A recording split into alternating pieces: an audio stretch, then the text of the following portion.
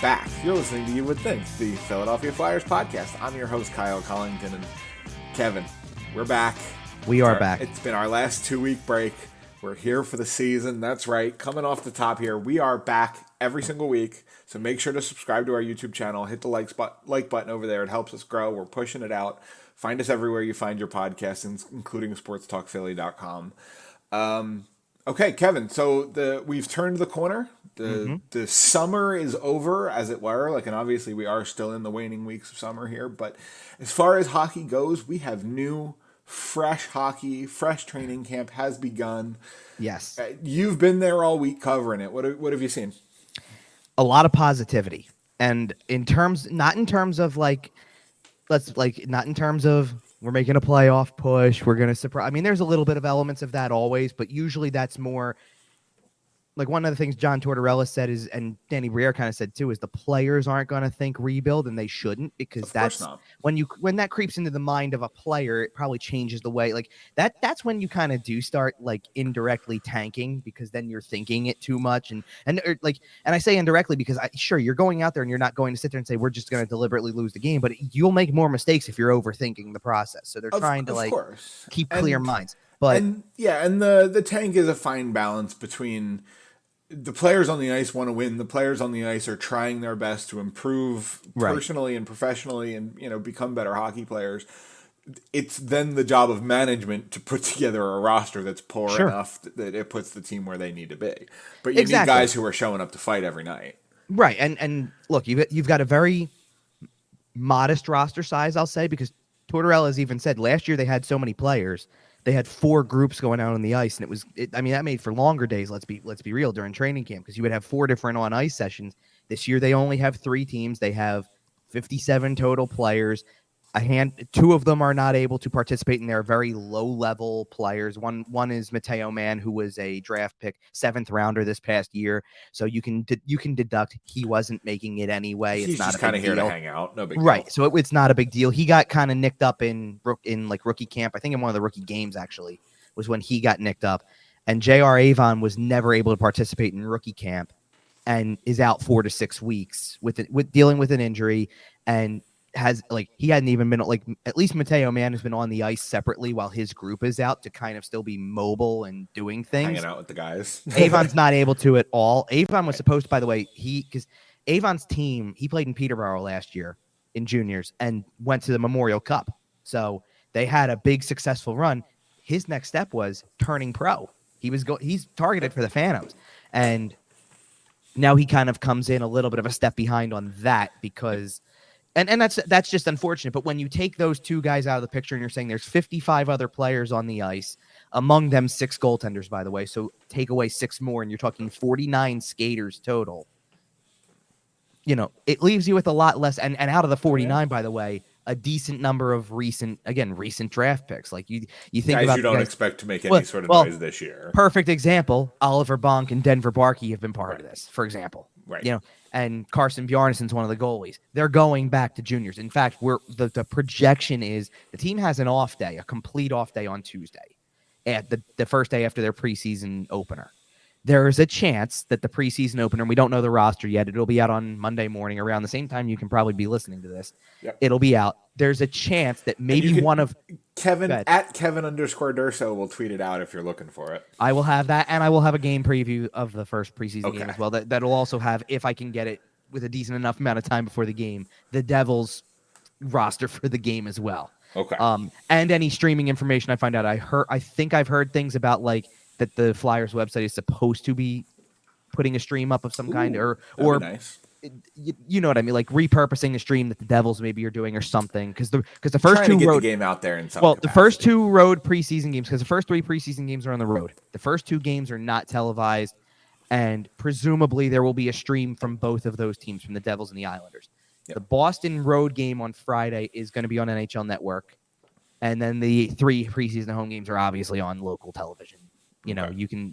I don't want to give specifically give which network, because there's a chance it could be either. Well, it could be either or. It could be just the regular NBC channel. It could be Plus. Could be whatever. So it'll be floating around somewhere. Yeah, we'll find out as it gets closer specifically what network it's on. But nonetheless, you'll be able to. The last 4 are going to be easy access. It's really just the first 2 that we're trying to figure out. But anyway, there's a chance in that very first preseason game that a kid like Denver Barkey could get an opportunity to play in a game that he otherwise wouldn't have, in general. Like, he's not making the team. No. We interviewed him at camp on Saturday, and let me tell you, this kid, and I'm saying that with all sincerity, but kid, because he looks like he's 12, he talks like he's 12. And yet, he's actually he's as energetic as, and this is my first chance to see him in person. He is very energetic, great motor, good skater. Not the best skater out there, but good skater, and definitely has a nose for the net. So, just little things. And he's not scoring goals in scrimmages like crazy or things like that, but he is very much present, and he's noticeable. For an 18-year-old to be noticeable is a very big deal. And so, and he made an impression in the rookie camp, by the way, because he had a couple of assists. He sees the ice really well, smart player. I wouldn't be shocked if he's potentially in that lineup on Monday. Do you see him as a center at the NHL level, or do you think he ends up moving to the wing? Tough call. I mean, I'm gonna, what I'm gonna have to do probably is see if there's any change in how he's utilized in juniors, how London uses him. That could probably be an indication. I mean, he's not on the radar for probably 3 years at this point. Right. Well, and some of that has to do with, again, we're talking about drafting a kid here. Like, he might not be done growing. Guys fill out until they're 20, 21, 22 sometimes. So, it's exactly right. And it'll, like, more things will come together when you're looking at that roster. It'll come together way more later. Like, you're looking for guys, and I'm trying to think of a forward who, like, maybe either looks a little different or whatever, but, like, the guys who you're expecting to be bigger, to be a little bit more built a different way. Tyson Forrester is built a little differently this year than he was last year. Guys like that. So, that's what you're looking for in that sense. And you're not worried about the kid who just got drafted, has never been through a camp, is really getting a crash course on NHL camps because, you're doing skates under John Tortorella at 18 years old. I think you're going to be better off for it when you go to juniors and start playing against competition that is definitely younger than you are now. So absolutely. And that's the thing. I can't wait to see what kind of year he has or what kind of year Bonk has or whatever, just from 3 weeks of this, 2 weeks of this, it's going to be impressive. But I'm getting excited. But the overall, to kind of go back to your main point, because I don't want to spend a whole ton of time on a kid who's not even making the team. Let's be real. The vibe in general was has just been much more positive, and it's all really due to this idea that there is a sense of direction finally, and that there's. I mean, let's put it this way: you want to know everything you need to know from day one. John Tortorella on day one talked about and had a line that I put in an article, and that everybody else there, the ears perked up the second it was said, because he said something about in my mind we were rebuilding last year. No matter what was said or what was allowed to be said, we were rebuilding last year. And so the funny part of that is despite everything, despite Jones, Keith Jones is part, the president now, Danny Briere is the GM now, all of the other changes, Dan Hilferty is the big boss of Comcast essentially, so it's not that group anymore. So Dave Scott's gone, Val Camillo is no longer with the organization. And look at the guy he's still taking a shot at indirectly by saying that. He's still taking a shot at Chuck Fletcher, despite the fact that this is now, you're going off of this happened in March. It's September. Yeah, it's September. And you're still throwing that little jab in there like, hey, you know what? Yeah, I think there are some pretty sour feelings towards Chuck Fletcher. I think it's just the direction, because he knew, like, let's be real about John Tortorella for a second, in the sense that he was the one guy who really knew from the get-go what to say and how to approach it, and didn't, wasn't afraid to pull back the curtain and explain. Who was the star of the team last year? It certainly wasn't anybody on the ice. It was the John Tortorella show. Right, and then you were, the cool part with that is that because you're right, especially for the first half, maybe even to March, really. He was the star. John Tortorella had huge main character energy last year. Sure, but as those last maybe 6 weeks of the season started to go through, you were paying a little more attention to, like, an Owen Tippett or a Noah Cates, or even the way Travis Konechny finished the season, and you're like, well, all right, it's not like completely hopeless here. There's guys who have grown, and And And this was a I big will say, topic of conversation. And I will say, John Tortorella has done a great job because as those guys stepped up and showed on the ice that they were a little more capable, John Tortorella got a little quieter and kind of took a bit of a step Right. back and praised those guys where they deserved to be praised. But he was no longer coming out there and making himself the center of attention. He did a great job on deflecting blame from the team when they needed to be shielded. Honestly, and we've said it on the show before, John Tortorella has done a fantastic job here. And he continues to do so because he's still giving you that message. He's still one of the things I really like, and it may be very old school approach, but it's still something that really can work in this situation. He's talked a lot in the last couple of days specifically about like he doesn't want to forecast anything. He doesn't want to make predictions. He doesn't want to talk about what ifs or whatever. He's just anxious to let it play out and let it naturally happen for whatever it is. And like one of the areas he really talked about and we've had this exact same conversation on previous shows, so it's kind of interesting to hear him say it from the same, in maybe a little bit different terms, but still same kind of message.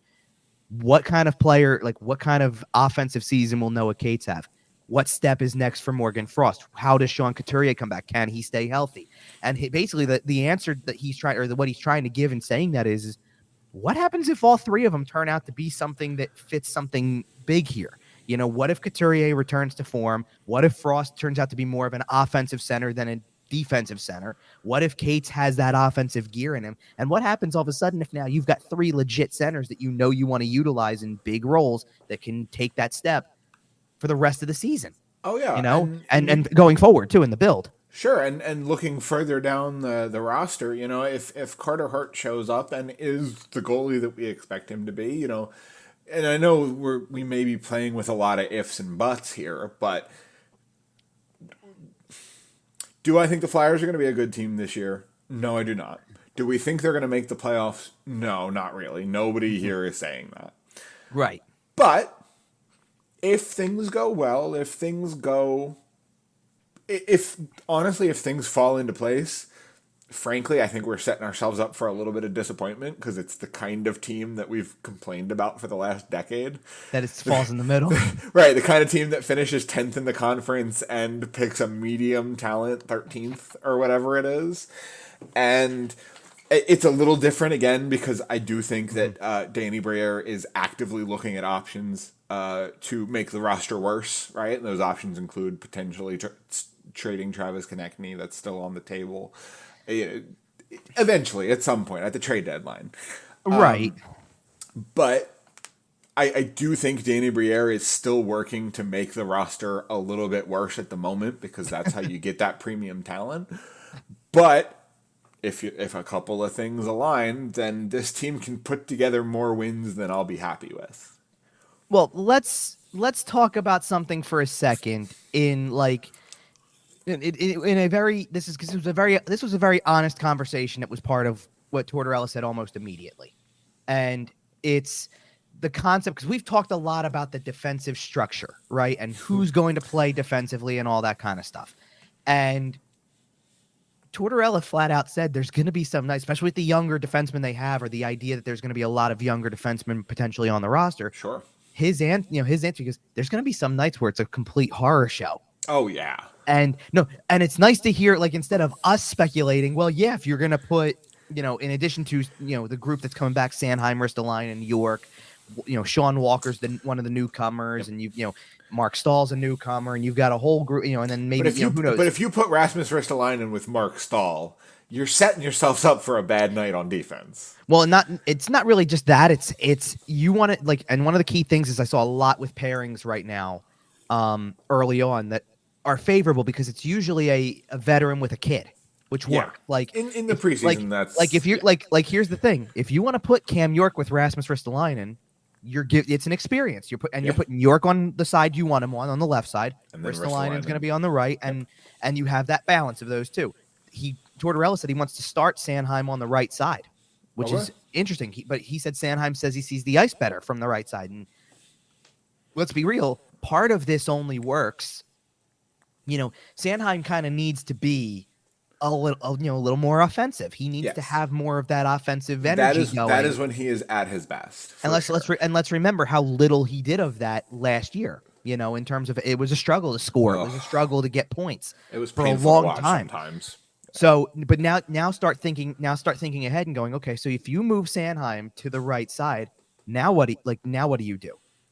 And a couple instant names that kind of come to mind are Igor Zamula playing next to him, maybe Emil Andre, who is. I was just looking up Emil Andre's Elite Prospects page because I wanted to talk about him. Let's talk, because we really do need to talk about him, because this kid is very impressive early on. His poise is outstanding. He's got really great, he's really good at reading situations. He's making mistakes, and everybody's making mistakes. It's camp.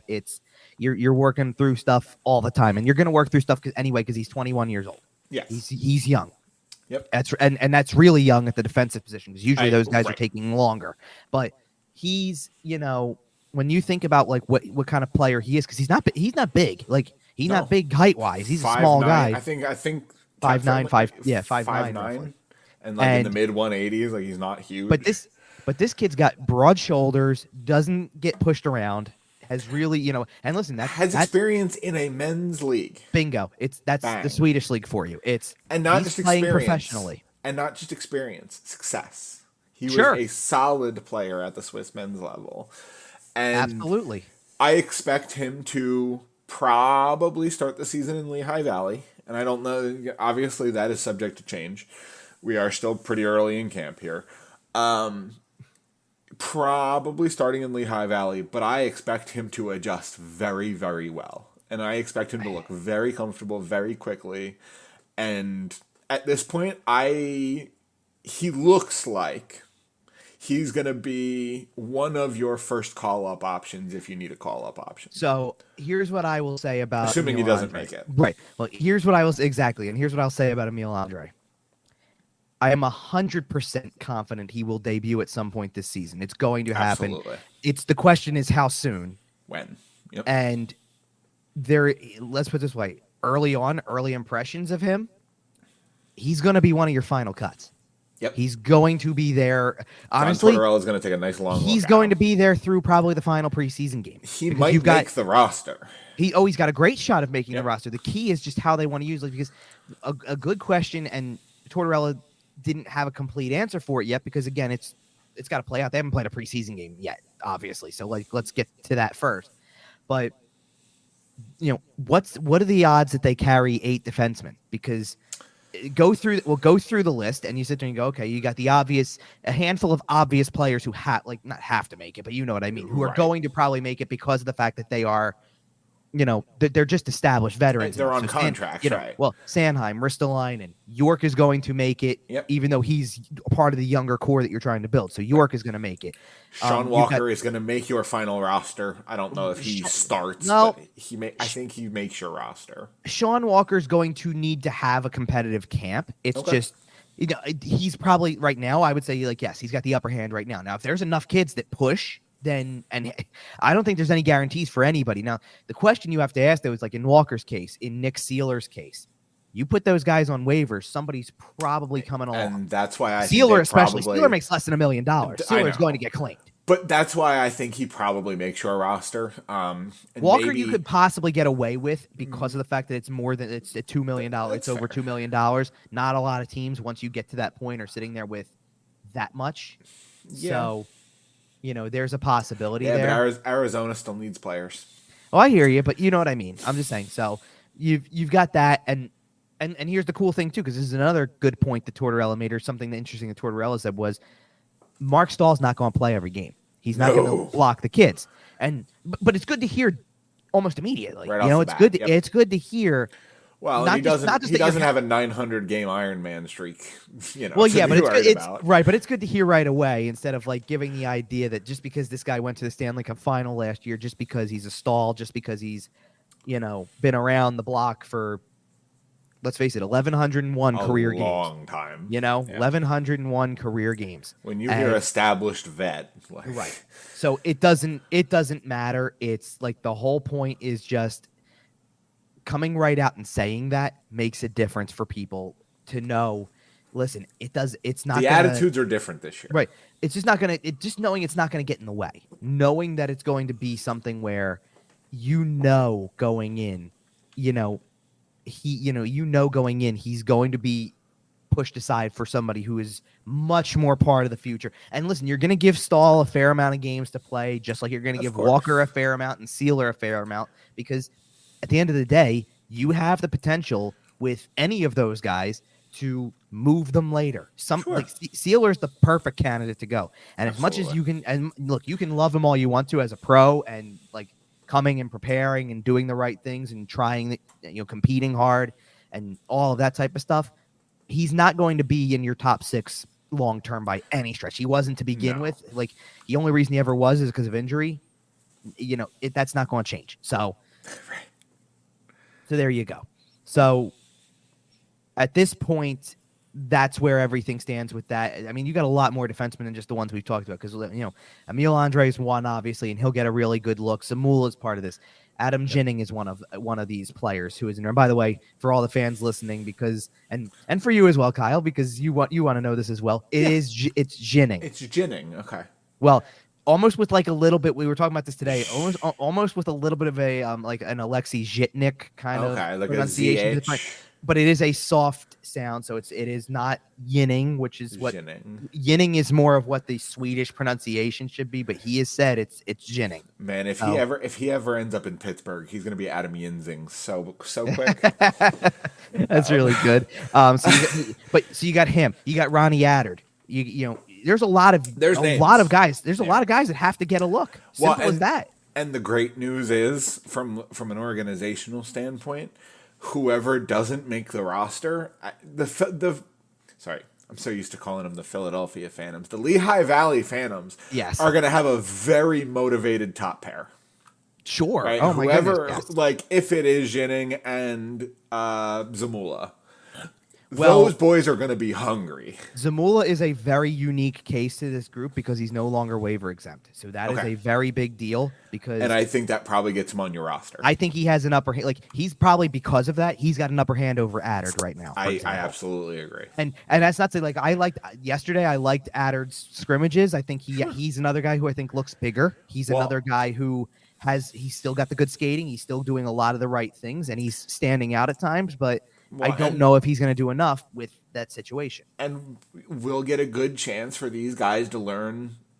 We'll figure it out. What's better, 13 minutes at the NHL level or 19 minutes at the AHL level? Exactly. And whoever doesn't get, 12 or 13 at the NHL level is going to get big fat minutes in Lehigh Valley, and that's good for both guys. Well, something to consider too is like you've got 21 defensemen who are on the roster technically in training camp, and there's some easy, there's really easy ones to pull back from and things like that. Sure, again, the recent draft picks and etc. Well, down to like 3 of them are guys you drafted this year, right? And I mentioned Mateo Mann as one of the guys because he was injured, and that kind of takes him out of play pretty easily. But Oliver Monk is going to go back to London, and you got Carter Sotheran, who's another one he's going to go back to juniors. Like that's part of the equation. Well, that just dropped your number by 3 before you even had a chance. Before you're really even thinking about it. Right. And then you've got some of the obvious guys, like guys who played for the Phantoms last year who are probably going to be Phantoms this year. Like one of your favorite names, Louis Belpedio. Adam Karashik is probably going to go back to the Phantoms. Like, you can make some easy deductions before you get into the real guys who are going to compete. Another interesting one who's going to fall into this is Helge Grans. Like, you got him as a prospect essentially in the trade involving Ivan Provorov. I believe he is actually, yes. Okay. If he's waiver exempt, I think you start him in Lehigh Valley, but he's got a lot less, he's got a lot more leeway than than Zamula does, for sure. Yes. I mean, Zamula's, that's a tough part with him. He's, Grans is also Grans is 2 years younger than Zamula is. Like, there's Zamula's kind of in an interesting spot this year. Well, and I was just thinking about it, and we've seen a couple very small moves from around the NHL, Casey DeSmith, Tanner Pearson, that whole deal. Sure. If there is a smallish move like that involving the Flyers, I could see Zamula being a piece. If there's a team out there that's kind of ready for that, then I think possibly. Yeah, it's just one of those things that I could see a team that needs a spot, right? Like a Detroit. Right, it's possible. I don't want to go too far with it. I mean, that's fair. We'll see. I mean, the big thing out of that is that they've got like, yeah, I just eliminated a handful of names, but they've got pretty big open competition. I mean, you're talking about Sure. Well, there's a lot of spots to fill, right? Like outside of because the three guys I said that like pretty much are right, no doubters in Sanheim, Ristolainen, and York. Like, and yes, like I'm not trying like all right, put Stahl in there as a Stahl is there as a 4. Like, and I'm not saying it means his Sealer's role is not 4. right. Sealer's not going anywhere. Right. I get it. And then, but you probably have 3 at the start anyway. 3 defensive spots. Sean Walker's kind of got to have one, and to an extent, so does Zamula, because then you're playing with that. So is it really only one spot that's available, and how do you kind of go about your call ups? I mean, like later on, and things like that. And like, again, maybe you don't have to, maybe some, not that you're wishing for it, but maybe somebody gets hurt and then it's an easier way to do this. Sure. I don't know. I mean, listen, if they really feel like they want to, they can put Zamula on waivers if they feel like that's the right course of action. You just got to be prepared for the fact that you may lose him for nothing. You're fairly likely to, I would say. I would say it's got a lot of potential. I mean, well, and that's why the question of Walker is a really interesting one, because Walker's got to compete too. And as much as I think he's probably in the top 6 of this defensive core, at least today, if you see kids who you think have pushed him enough, then, maybe he's the guy you put on waivers, just because it's a little bit more likely to pass through than a Zamula or a Nick Sealer, because they don't make as much money and they're probably an easier fit for teams and things like that. I mean, you got the same kind of thing, and we've talked about this a little bit already. You got the same kind of thing going with your goalies. Yep. You've got, Danny Briere already said it. And like, look, before we go any further with this part of it, the question was already asked to both Briere and Carter Hart about everything going on. And basically they can't answer anything. Briere did at least say, we thought it would have been out there a long time ago. Like it was supposed to be out there, or that was the impression. It's not. Right now, there's nothing we can do. Right. And right now, he's the number 1 goalie. Simple as that. Like, absolutely. That's the way it is. And Carter said the same thing. Like, he can't talk on it. He wishes he could, and that's all there really is to it right now. And I know that that's frustrating for fans, and for a lot of reasons. Like, because again, it's if he's not involved, then we just want to know that. You just want to be able to move on. If he is involved, then obviously there's things that have to happen, and you just want answers. But beyond Carter Hart being the current number 1, outside of all of that, obviously, right, you've got to get a backup. And among the backup options, you've got 3 guys who have played in the NHL. You've got Sam Ersson, you've got Felix Sandstrom, and you've got Cal Peterson. And much like you're going to have a motivated top pair in Lehigh Valley, I think you're going to have a very motivated goaltending situation in Lehigh Valley. The only thing about the goaltending is you have a very clear-cut, easy way to navigate it without losing anybody. And the way that you do that is Sandstrom gets the backup job, and Peterson gets put on waivers with a $5 million contract that nobody's going to touch. And goes and plays in Lehigh Valley. Right. And that nobody's going to touch, and Ersson's able to go through waivers. Right. So it's easy. Here's the problem. I don't know if Sandstrom's going to be the clear-cut number 2 from this competition, because it was already said it's open competition. Yeah, but I feel like the organization is kind of on the same page, and that page is keeping as many good assets as possible, even if it is at the expense of winning necessarily. Like, we talked about putting the worst roster available up, and I think part of that is that.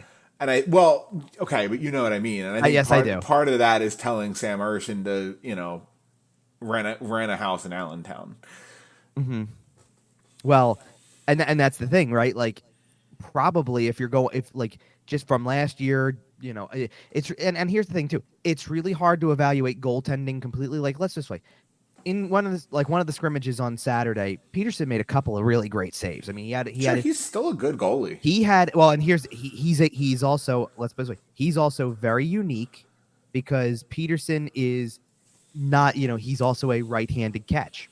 Not too many of those. Right. It's he's the only one in camp like that. So that makes a difference right off the bat, right? Like, it makes him easy to identify. I mean, like, we got some, we're trying to watch these goalies. They're the only players in the camp that they don't put the numbers on their back. So you're kind of doing guesswork here.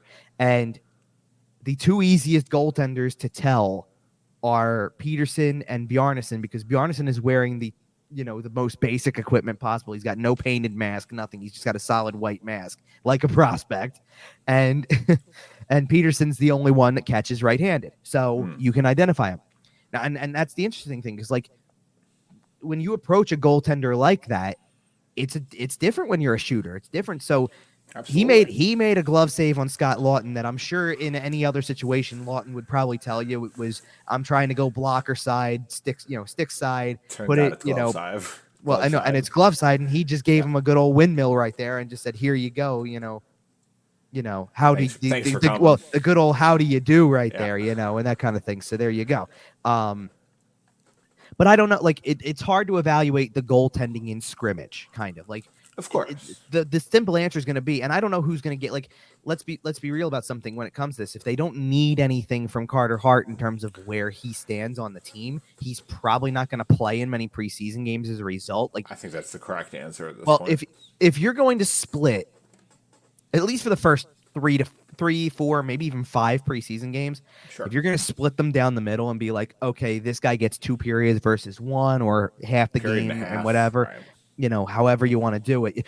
It's usually easier to do the 2-1 thing, to do 2 periods and then 1, because then at least it gives the goaltenders kind of a finite, hey, listen, you're playing the first 2 periods, so the guy who's backing up that night at that moment gets the intermission to kind of warm himself up versus coming in cold in the middle of a period. I feel like sometimes they agree to blow the horn in the middle of the period and actually just swap the goalies. Like I know I've seen that before.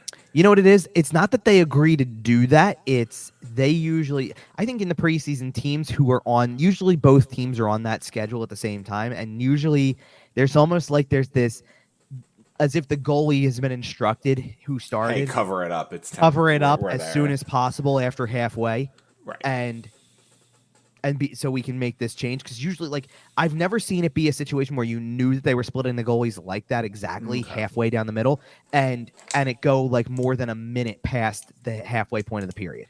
You know what I mean? It's never been like that. Like it's like it's not like it's you an get to unwritten play rule. that goes to 2 minutes left. Like, Right. It's like it's an unwritten rule, which is kind of interesting. Yeah, it's the preseason. Things are pretty casual in the preseason, so sure. And so anyway, so let's kind of get back to some of these. I was gonna say, what's not casual in the preseason?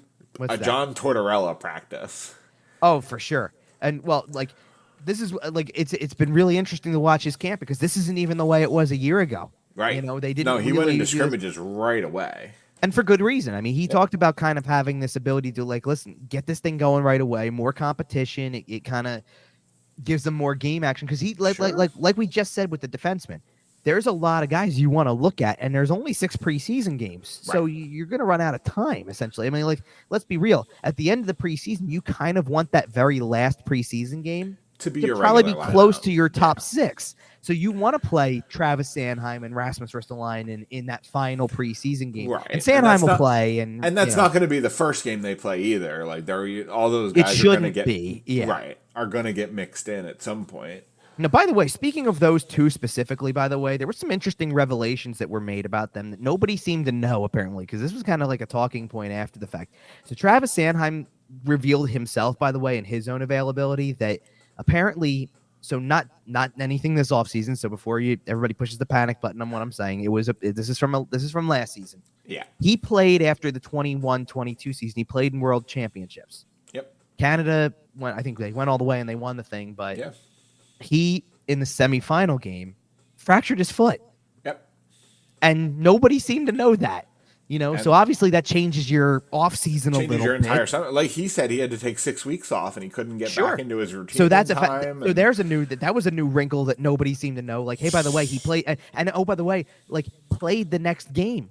So there wasn't the game left. He still played. So nobody knew. For all the people that rightly, by the way, criticized Travis Sanheim for a very slow start. I think it was no points through the first 7, something like that. And nobody knew. Like, nobody knew he had gone through this. But no one knew that he was coming off essentially no summer. Right. Where he showed up to training camp and that was his, cardio. Right. And then you get this one where, and this was really interesting, because Ristolainen didn't say this, and we had talked to him right before Tortorella.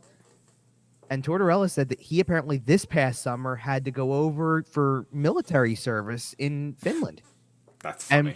And so he didn't have a typical offseason either this year. So it's kind of really interesting to, like that's just two little tidbits of like information that are kind of different about some of those don't guys. necessarily always get out there before but it was, camp. Sure, but it was, but it was interesting to hear. And then you've got this like kind of shift gears and go to the forwards because we've really been focusing heavy on the defenseman, and for good reason. I think the defenseman is going to be like we've already kind of talked about this, how you can kind of deduct who your forwards are going to be. And don't get me wrong, there's a handful of guys who will like you're asking questions about and like, okay, who's going to, and let's be real. That's not only who's going to have a shot at the, who's going to have a shot at the NHL roster, but we have to talk about the AHL roster as well, because like that's a whole thing too. So it's both. It's this concept of both and trying to figure out who not only fits on the NHL roster, but who fits on your AHL roster.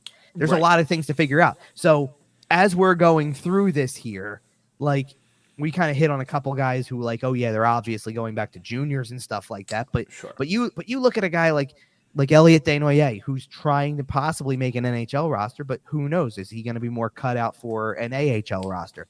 They have a couple of guys who were really impressive in rookie camp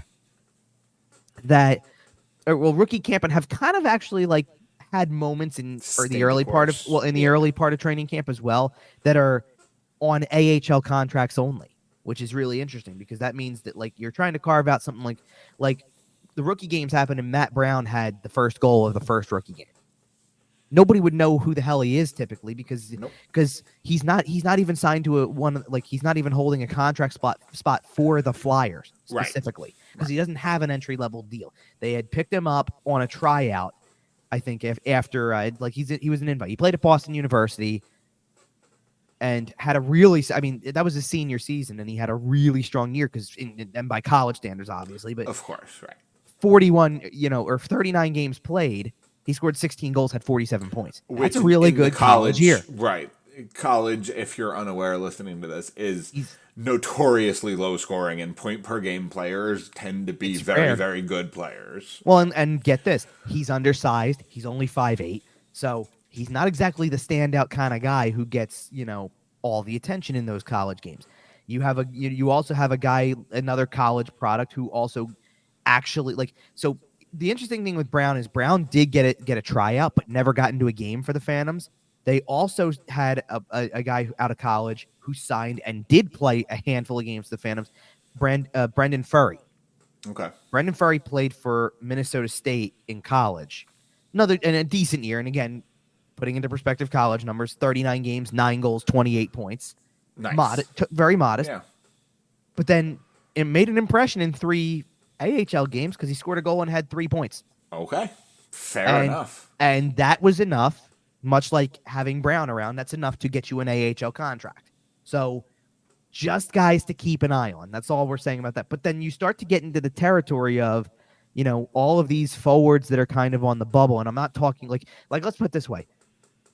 Act like Tyson Forster is making the team unless he does something that indicates he shouldn't. Absolutely. Act like he's making it with Forster has looked good from what because I hear. He is I haven't probably, been going to practice. and he's been he hasn't been completely standout. He wasn't standout in the rookie games and he wasn't completely standout so far here. He's had moments and also had an injury scare in the very first day of scrimmages, by the way, where he kind of went tumbling over, came up, was dangling his right shoulder, and anybody who knows anything about his history knows a shoulder injury has been part of his injury history in the past, so you want to be careful about that. And he's been out there every day since. In fact, the only real other situation that was going on to this point injury-wise on the main club, other than the 2 guys I talked about, where Travis Konecny did not practice on Sunday, and Tortorella said they're probably holding him out on Monday as well, just to give him one more day. They have an off day Tuesday, so there's no reason to rush anybody. Maybe that means he plays on Wednesday. We'll see. Okay. He's not the type of guy that necessarily needs the preseason games anyway, so it's not like it's a huge deal. But if anything else, you can take that if you're looking for the idea of trying to figure out what kind of lines there could be. Konecny was on a line with Couturier and Tippett, which from the very beginning, as soon as you see a group like a trio like that, that looks like an NHL line. Yep. That looks like an NHL top 6 line. Well, you got that one. You had Forster with Forrester with Noah Cates and Scott Lawton. That looks very legit. I'm trying to figure. There was one more. Let's talk about the other line. What's that? At least some of the people on that other line. Oh, sure. Well, that's where I was going with it because this was one of the other ones. The other one, this line was Joel Farabee, Morgan Frost, Cam Atkinson, which also looks like an NHL line. That sure looks like an NHL line, depending on if you think Morgan Frost is kind of ready to take that next step into the NHL top 6. Now, this is where things get kind of interesting, too, because I want you to think about this for a second. If I go through this group of forwards for you for a second to kind of put together a top 12 and 4 lines for you. So I gave you the concept here. Konechny, Couturier, Tippett, or, Forrester, Cates, and I already forgot who it was. Oh, Lawton. Lawton was on that one. And then, again, you had the one with Atkinson, so it was Farabee, Frost, Atkinson. Now you kind of, and that basically is your top 3. That's your 3 lines that have some scoring potential to whatever. And then you go to guess who's back? Well, no. Then you go to the 4th, and he 2 of the players who are on the 4th probably right off the bat because they were part of the 4th or kind of part of the 4th last year. Or well, not really. No. I'm sorry. One of them was, and the other 2 should be pretty easy fill in the blanks. Oh, we got good old Nick Delorier. So Nick Delorier is the one that you already know because you've already seen it. Yeah. The other 2 are, I don't want to say one of them is prototypical 4th, but that's where he's got to go considering the other 3, and the other one is an absolute prototypical 4th line guy. Okay. So it's the 2 newcomers. It's Garnet Hathaway and Ryan Poehling. Yep. But here's the interesting part. Now you have to ask yourself, where does that leave Wade Allison and Tanner Lazinski, who are very much, as Tortorella put it, with Allison specifically, in a dogfight? Yep. You see what kind of battles you got brewing up here, and then you see how for a guy like Elliot Desnoyers or for Ula Lixel or whatever, it's going to be hard. You have to jump over. No, but it's going to be hard. And here's the thing. Torts has loved what Hathaway has brought. Torts has loved. I'm sure he has. Least surprising news ever. No, but what I will say about Hathaway is for a guy who has never really had to be that level of leader, because while being a veteran player, I mean, look at the systems he's played in, whether being part of Boston or playing for Boston for a couple months last year, and like right away, the leadership groups on both of those teams. But you ask him, but that's the thing, you ask him about playing for leaders, and he turned around and even said, we'd be here all day if I told you everybody. But he did obviously mention the 2 guys who you can think of by name. Right, he's played for some of the best leaders in NHL. So he obviously mentioned Ovechkin and Bergeron. Yeah. Despite the fact that with Backstrom and Krejci not too far behind, I imagine. Backstrom, Krejci, new Bruins captain Brad Marchand. Carlson, Chara. Oh, no, he didn't see Chara, but. Just everybody. Oh, wait a minute. Did he get a little bit of time with Chara when he was in Washington, though? Chara played in Washington at the tail end, so maybe he did play under Chara. I got to write that down for Puck Doku. I forget that he went to Washington. Yes, man.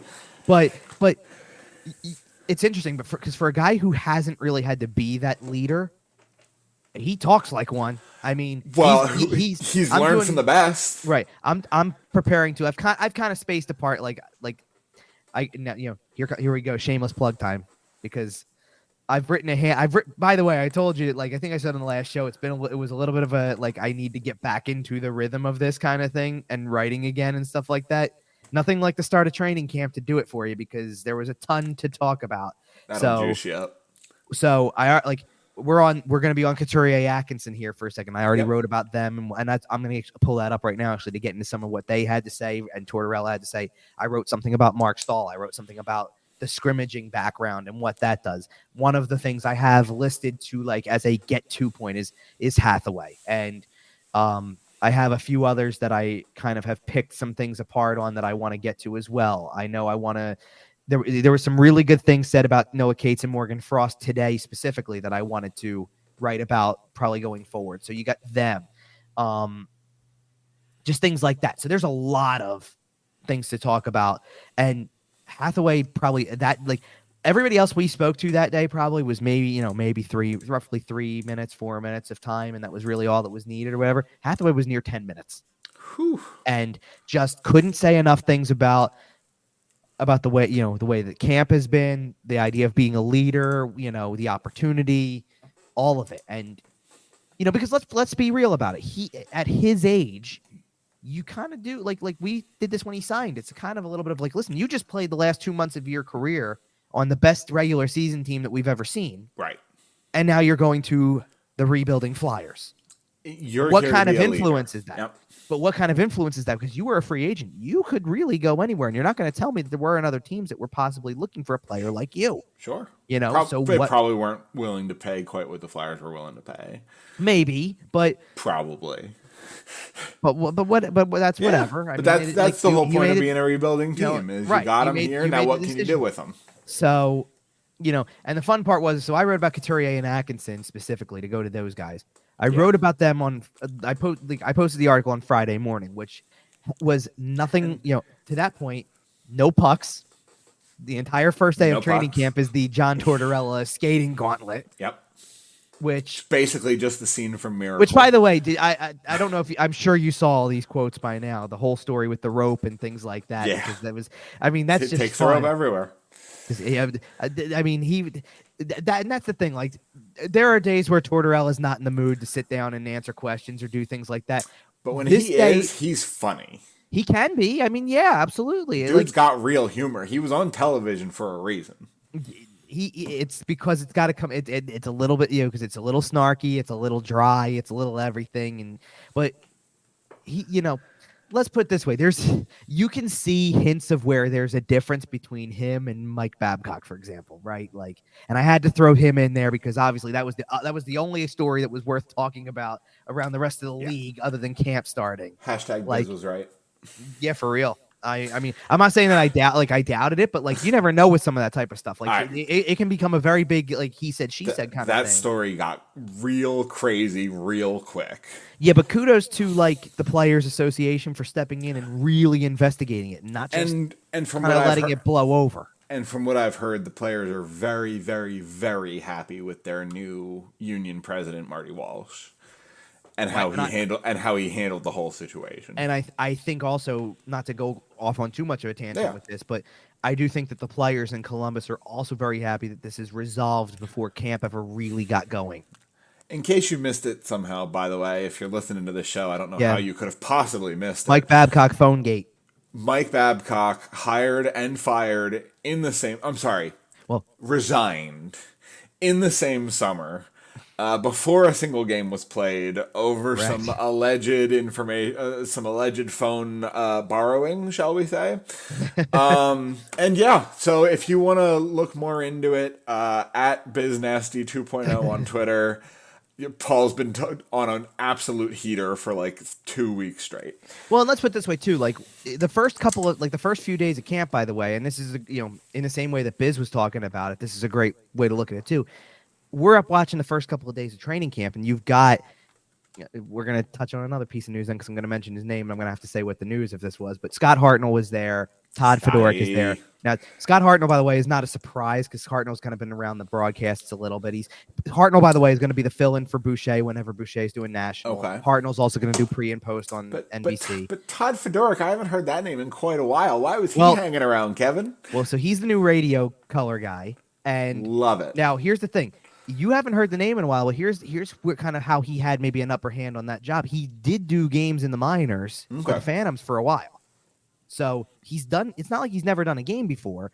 It's just. Just another former Flyer getting promoted within the organization, man. He was around. Okay, so Fridge was around for the first handful of days of camp.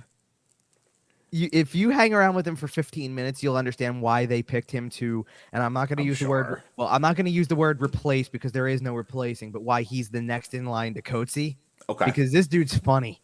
Oh man, is he funny as anything? And he's got some stories. Now I just want to go look up old Coatsy's Corner segments and see if Todd Fedoruk was in any of them.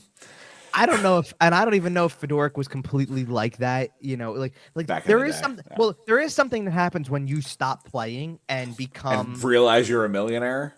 Well, no, when you stop playing and you realize kind of now your biggest asset, kind of in a way, is the storytelling, is the hockey career you just finished, right? And you kind of feel. I think you feel a little bit more freedom to share those experiences in a different way because now you're not Like if you're you're no in the longer same, in especially if the you're in the fraternity. same, well, and especially if you're in the same boat as like Fedoruk or like Hartnell at this point, where most of the guys you played with aren't playing either. Right. You know, Right. like It's getting like you pretty think, safe to tell some stories. well, like you think Scott Hartnell can share some stories about playing with Chemo Timonen both in Nashville Oh. and in Philly because he's no longer playing too? Like, I yeah, can't. of course. I want to hear the first interview Scott Hartnell gives after Claude Giroux retires. I'm Because sure that's when the gloves really come off. Come on now. Wayne's on his way out. Jake is possibly done. Claude's kind of the last one left. Hold on. Wow, we're really hitting all of the little footnotes today. Jake is most definitely done. Oh, he Jake is actually done? Okay. Well, not officially announced it, but Okay. apparently you'll laugh at this because I was just about to bring this player up, and now I'm going to bring him up for a totally different reason than I thought I was going to. Because here's the thing. I was going to sit there and say, what can Hartnell say about Jaromir Jagr, who's actually still playing, right? 51 years old, entering his 35th professional season. Kladno legend. So, okay. Who else is from Kladno? Oh, I know this. Well, you know, you just said it. Yeah. Who is it? Tell me. Help me. It's Jake. It's Jake. Right. I forgot he was from Kladno. Who Elliot Friedman tweeted today is Jagr's new assistant coach. Oh, that's awesome. Oh, I missed that, and that is awesome. So you can kind of take that as an unofficial retirement announcement. So to speak. And we kind of knew that already. We talked about it on the show is what it happened. is. Yeah, we talked about it on the show when it happened. But Jake. But that was what I was laughing. I was like, imagine the stories you can tell once Jagr retired. I mean, Jagr's not playing in the NHL. I get it, but imagine the stories you can tell when Jagr retires. Man, yeah, whenever the that stories is. we when know. Is he going to? But also, when is he going to retire? I mean, this dude's going to probably play until 60 potentially. The stories we know. The stories we know of Jaromir Jagr are wild. I can't imagine the stuff that we don't know. It's amazing. It's so good. But anyway, I want to hear a Hot Ones style interview. Yes, that would be with great. Jaromir Jagr there, with Marc-Andre Fleury there, and with Sergei Bobrovsky there. Ooh, interesting. Yeah. Yep. Yeah. Let it go. Let it go. But either way, so anyway, the point I was trying to make by bringing up Fedoruk and all that stuff was, so you have a couple, like, while we're powwowing around and watching the first couple days of training camp, you've got a few ex-NHL players who are up there and then would have the ability to kind of relate to a story like this because you play for different coaches over your career. You know what works and what doesn't for you and works for other teammates and what can affect like the difference, whatever. And like, this was a big talking point for guys who used to play because that's why Biz was probably all over it too, because it's not a matter of whether you play right now. It's even if you used to play, it's like, this isn't like, in some cases, this isn't okay. Like, it's one thing to sit there and say, show me a picture off of your phone. Right. And print out some pictures and bring them in. Well, and it's also one thing to say something along the lines of, to talk to Boone Jenner or Johnny Gaudreau and say, hey, listen, I know you have families. Show me pictures of your family. And then grab the phone of, and I'm not trying to say there would be anything necessarily to hide, but grab the phone of Adam Fantilli. Right. And say, you just got out of college. You're 19 years old, 18, 19 years old. What's on your phone? And trying to and piecing together and making assumptions about people through things like that too. Like at some point in time, you got an 18, 19-year-old kid who you're going to now treat differently because of the way that you're doing this exercise. Sure. That's not the most. What if you find out something dramatic? What if there's an NHL player who's in the closet and his coach grabs his phone and figures out that he is no longer, And that's exactly a point that was brought up. Exactly the point. And you grab a guy's phone and see Grindr on there. It's like, oh well, all right. I guess I know this information now. Right. And it's just not. It's not fair to the player. It's an abuse of power, frankly. And exactly. I think. It is. It's such a power struggle. Like it's a power play, and it's a. And I think the single most surprising element of this story is that Jarmo Kekalainen appears like he's going to keep his job. Yeah, I mean, here's the thing. I'm stunned. Well, here's the thing. I don't think, I'm not trying to say he gets off scot-free, but no way does he. Does nobody in the organization above him care? I mean, they didn't bring him out alone to talk about it, so John Davidson has to a little bit, but still, But like the interesting part is like listen, and this is where I understand some things. You can go off of your own knowledge of the person that you hire. I get that. Like, listen, Yarmo obviously knows background on Babcock to an extent because Babcock's been he around. knows the Mitch Marner story at minimum. Well, and not only that, but it's not just that part of it. It's like Babcock played at one point. Yarmo played. I'm sure you cross paths with people. Like guys don't have hockey careers as long as they do after playing. And the NHL is a very small circle. I mean, let's put it this way. You're talking about like between Yarmo and Babcock and John Davidson, you got three people. They're three former players in their own right. Different eras. That's certainly a thing, but different, Would Babcock have been with the Wings in the same division as the Blue Jackets? Not at the time I think he was coaching, just because I think that realignment didn't really happen. Well, I mean, Babcock coached the Wings to the Cup in 07, 08, and 08, 09. Yeah, that's true. I mean, does Yarmo go back with the Blue Jackets that far? I don't think not as far as I'm just curious if they were ever in the same division. Not as far as 08, 09. I want to say I'm not looking it up so often. No, that's fair. But off the top of my head, I think Yarmo's had the job for something like 9 years. Okay. Yeah, but I do remember the NHL is a small world, and they've met each other. Oh yeah. Here's the other thing. Without a shadow of a doubt, I know that I saw something that said Yarmo is the third longest tenured general manager in the league. Okay. So do with that what you will, but like he's been around for a long time. I wonder if that's before or after the Nashville change. That's interesting. I didn't think about that. I'm trying to think of where else there wouldn't be like a big change. I mean, I don't feel like Lou has been in with the Islanders for that long. It just feels like it. Sure, it feels like it. Well, he did business 20 years ago. You know what? Like 40 miles down the turnpike.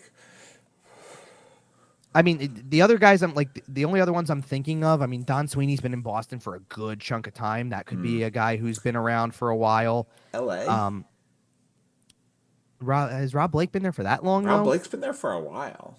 I don't know if he's been there for nearly 10 years. Don Waddell in Carolina. Okay, so hold on. So we're getting somewhere with this. So, Don Sweeney's had been the GM of the Bruins since the 2015-16 season. Okay. Which is pretty substantial. Don't get me wrong. Usually the shelf life is 4 or 5 years. Not a whole lot of GMs get almost a decade.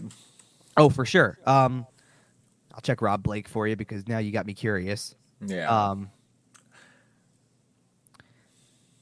But you're right. He's been around for a while. It says he's a member of the Kings front office in 2014. Okay, so he didn't get the GM right away. But let me see if it says when he actually became the general manager. Cap Friendly should have it on his staff page.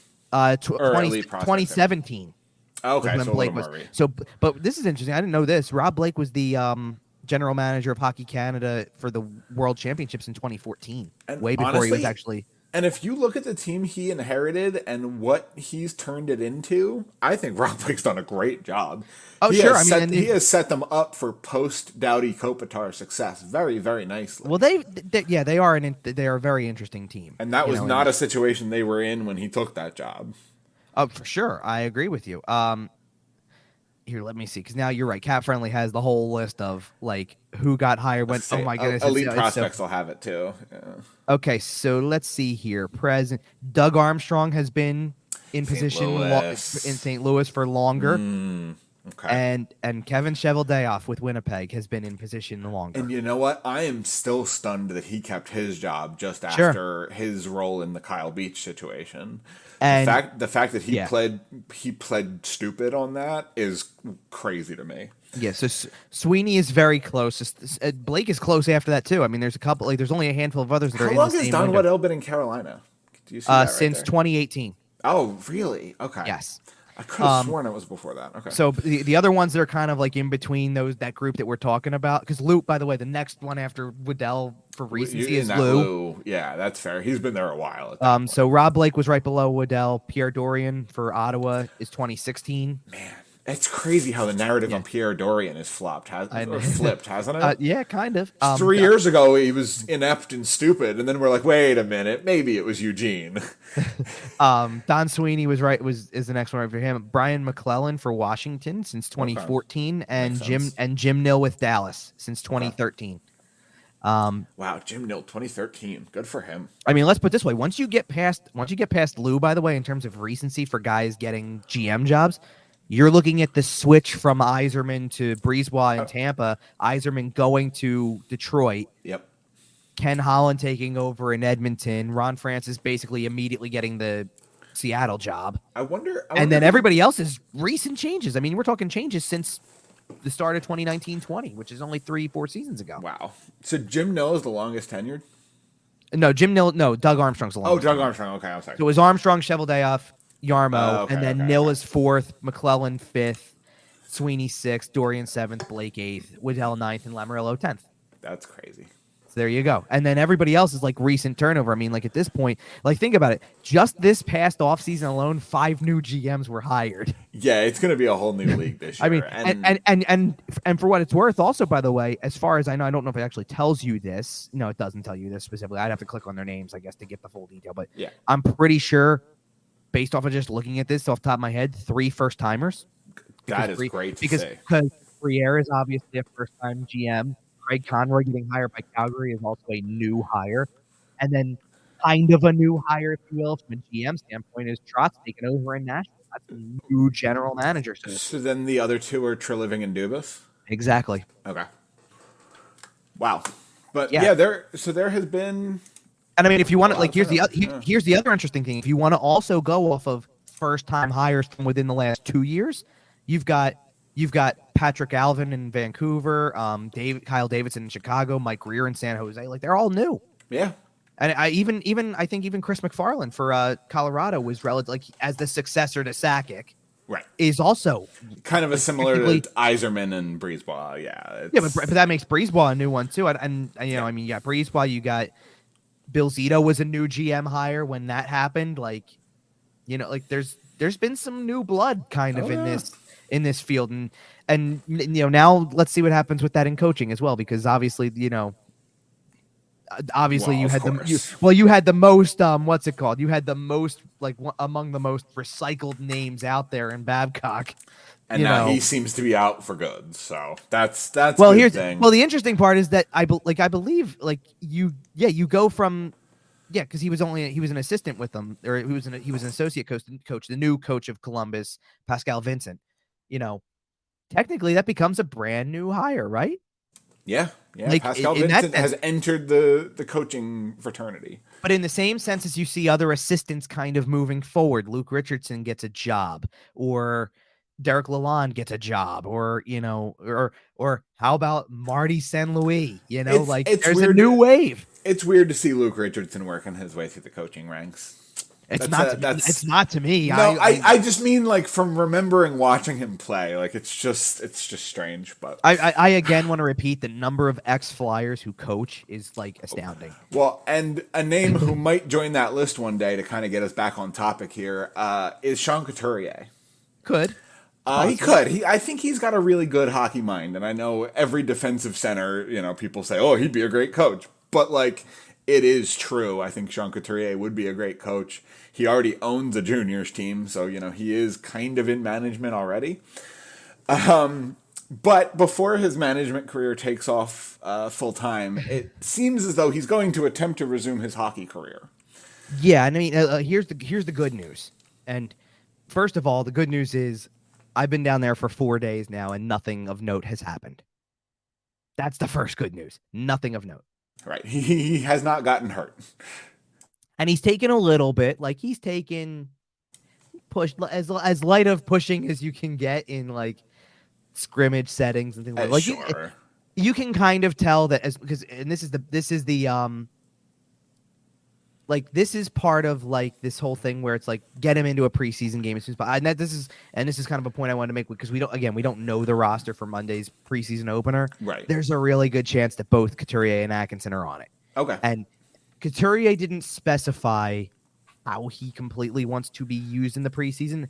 Atkinson, we'll see how tight Atkinson is with Tortorella, because Atkinson basically on day one when we talked to him, well, no, not being ready, laid out the schedule he wanted to go off of in terms of how he felt like he wanted the preseason to go for him, and said his goal was like maybe 4 games, and he was, maybe the first one in New Jersey, and then I'll do the 3 home games at the end. Okay. And I'm like, him and Torts have talked about it already.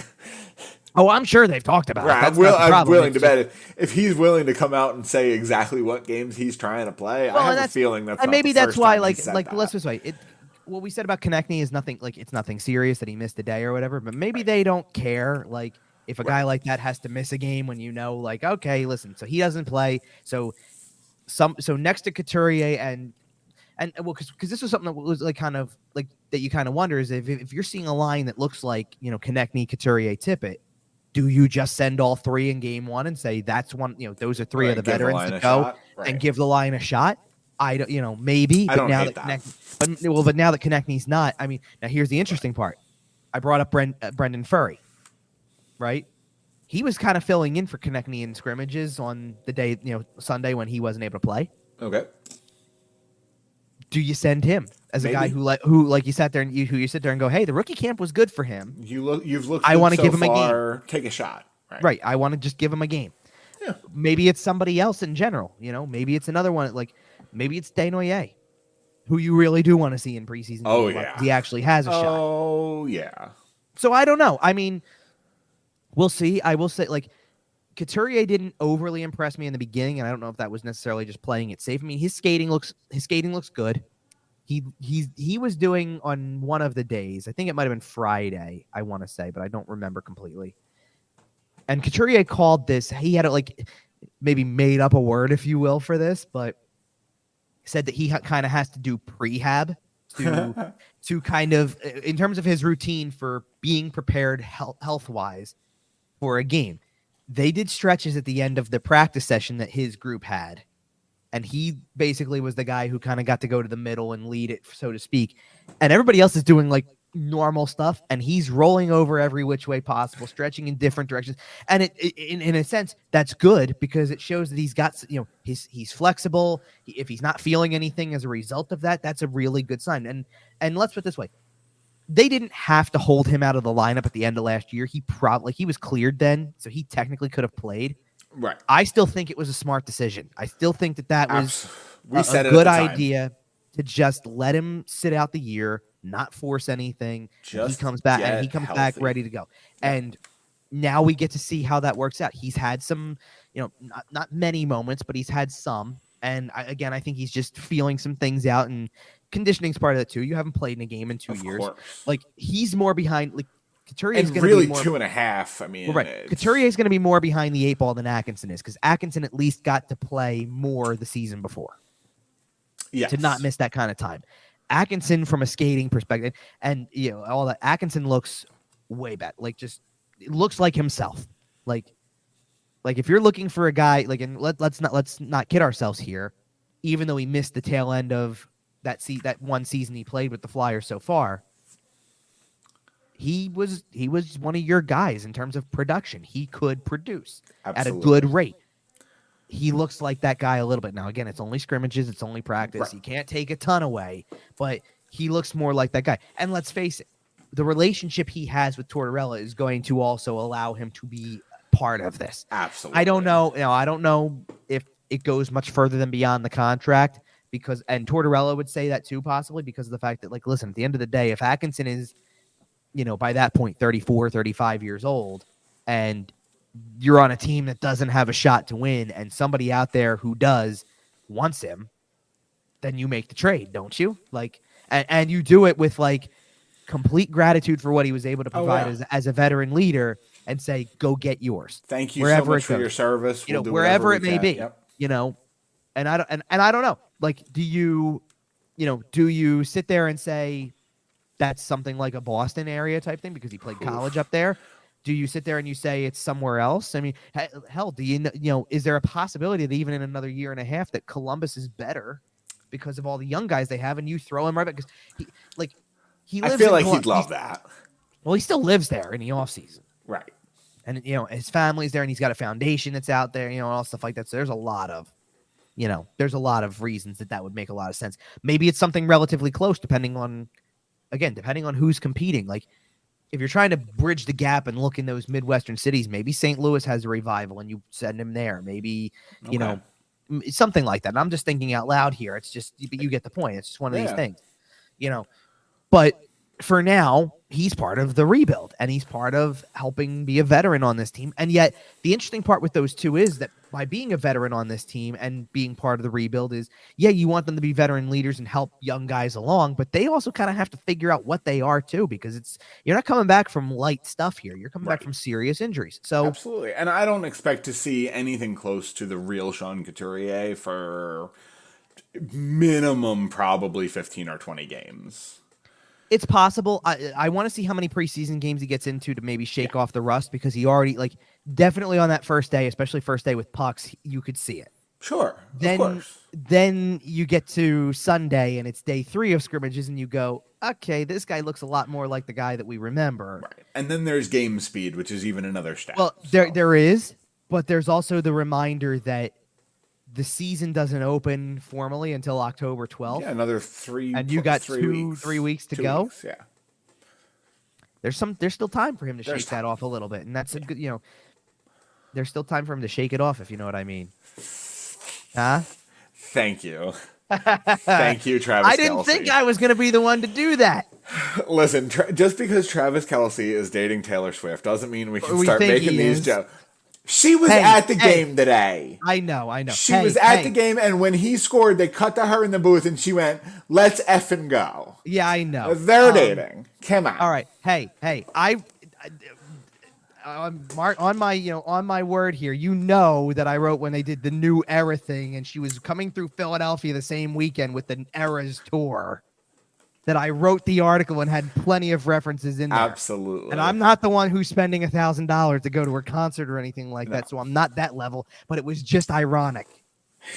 That's a whole nother song, though, so I can't do that. Listen, the breakup album is going to be fantastic off of this one. But, all right, I think that is a good place for us to wrap it today. When we start talking about pop culture, that means the hockey talk is done. The good news, we got good news and bad news, right? Bad news is that's the end of the show for today. It is going to be another week until our next show. But the good news is, it's only 1 week.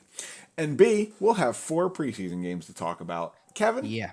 We're back, baby. Let's go. And this is what's going to be fun, is because now that we actually, you understand this too. By the time we're on day 4 of training camp and it's not a preseason game type deal, there's only so much. Well, there's only so much you can say before you want something to really evaluate. So the fact that immediately to start this week off in the week between shows is Monday night preseason game against the Devils. 2 nights, and then even better, Tuesday, off day, Wednesday, another preseason game, Thursday, just a regular practice day, possibly some cuts thrown in there also, which is good news to have. Yes. Friday, Saturday, back to back. Sunday, again, we'll be recording following a practice, and possibly again. That's another day. That's Sunday, by the way, because next Sunday is October 1st. That's the day that Phantom's training camp is scheduled to start. So you can imagine there's probably some cuts coming again, and that'll be perfect for us to jump in and do the next show and say, listen, here's what the roster's down to. Here's what the first 4 preseason games have shown us. There's 2 more to go, which are for the all the marbles in terms of roster battles, positions. Yep. And you'll know believe me, you'll know way more about the guys who are really in the thick of those battles by then, because once you're 4 games in, you're so far into it. We're gonna have a lot, and we'll have cuts by then, so a lot of those questions will be answered. We'll be back to answer the rest of them next week. In the meantime, follow us on social media at YWT Podcast. Kevin is at Kevin_Durso. Find us everywhere you find your podcasts, including sportstalkphilly.com. It's time for the season to start, so Kevin will be pumping out a bunch of content over there. Yep. And all right, I think that'll do it for today. We got 1 more week. We'll see you.